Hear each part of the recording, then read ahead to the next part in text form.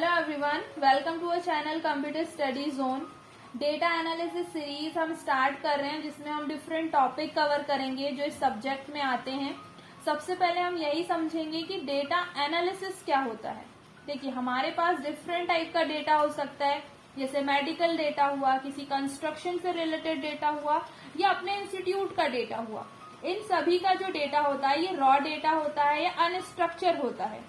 सो हम इस डेटा पर एनालिसिस करके जो यूजफुल डेटा है, जो हमारे काम का डेटा है, जो इससे हमें कुछ इन्फॉर्मेशन मिल रही है, उसे हम प्रोसेस करते हैं और ये प्रोसेस क्या कहलाती है? Data analysis. इस प्रोसेस में हम डेटा की processing, cleaning, transformation and modelling करते हैं एंड इन्फॉर्मेशन को कलेक्ट करते हैं, जो कि किसी डिसीजन लेने में एक इम्पॉर्टेंट बेस होता है। बट क्वेश्चन ये भी आता है कि डेटा एनालिसिस करना जरूरी क्यों है, इसकी इम्पोर्टेंस क्या है। इसके पीछे का कारण है इम्पोर्टेंट इन्फॉर्मेशन कलेक्ट करना, जिसमें इस इन्फॉर्मेशन की हेल्प से हम इम्पोर्टेंट डिसीजन ले सकें एंड एक रिपोर्ट जनरेट कर सकें। आज के टाइम पर किसी भी बिजनेस के लिए डेटा एनालिसिस एक इम्पॉर्टेंट पार्ट है, जहां पर बिजनेस के सारे डेटा को डेटा साइंटिस्ट या डेटा एनालिटिक्स जो होते हैं वो अच्छे से एनालिसिस करते हैं और इस प्रोसेस के बाद जो बिजनेस से रिलेटेड इम्पोर्टेंट इन्फॉर्मेशन हमें मिलती है, जिसे प्रोसेस्ड डेटा कहा जाता है। डेटा एनालिसिस प्रोसेस में डिफरेंट स्टेजेस होती हैं, जैसे data requirement, data collection, data cleaning, data analysis and last होता है कम्युनिकेशन। इट मीन्स कि जो इन्फॉर्मेशन एनालिसिस के थ्रू हमें मिली है उसे यूजर के रिक्वायरमेंट के अकॉर्डिंग रिप्रेजेंट कैसे करना है। जैसे हम टेबल के फॉर्म में रिप्रेजेंट करेंगे, हमने एक इन्फॉर्मेशन निकाली, उसका कंक्लूजन हम एक टेबल के फॉर्म में, किसी चार्ट के फॉर्म में हम उसे रिप्रेजेंट कर सकते हैं। नेक्स्ट हम देखते हैं डेटा एनालिसिस किस किस टाइप से किया जाता है। फर्स्ट है डिस्क्रिप्टिव एनालिसिस, जिसमें किसी फिक्स टाइम के बेसिस पर डेटा को एनालिसिस किया जाता है। सेकेंड है डायग्नोस्टिक एनालिसिस, जिसमें डाइवर्स डेटा पर वर्क किया जाता है। थर्ड है प्रिडिक्टिव एनालिसिस, जिसमें हम जो इन फ्यूचर होने वाले जो डेटा होता है उस पर वर्क करते हैं, जैसे वेदर कंडीशन, कि फ्यूचर में वेदर कंडीशन क्या होगी, कल वेदर की क्या कंडीशन होगी, ये होता है प्रिडिक्टिव एनालिसिस।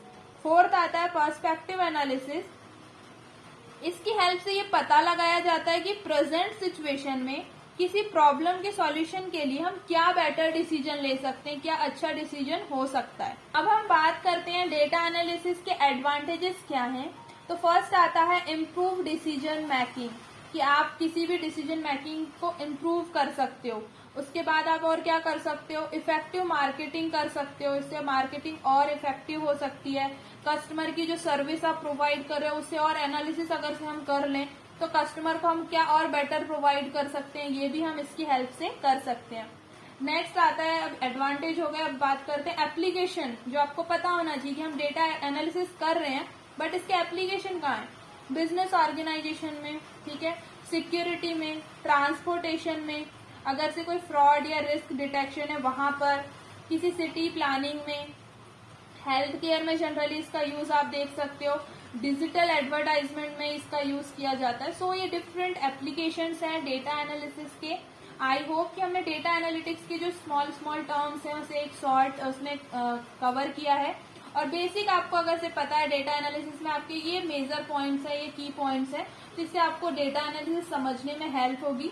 इससे रिलेटेड हम और भी वीडियोस कवर करेंगे। सो आप वीडियो अगर से आपको अच्छी लगी है तो इसे लाइक कर दो और चैनल को सब्सक्राइब कर दो, क्योंकि इसके साथ ही हम theory of computation, data analytics, web technology, ये सारे हम सब्जेक्ट हम पैरेलली हम इसको डिस्कस करते रहेंगे। सो जल्दी से आप चैनल को सब्सक्राइब कर दो। Thank you.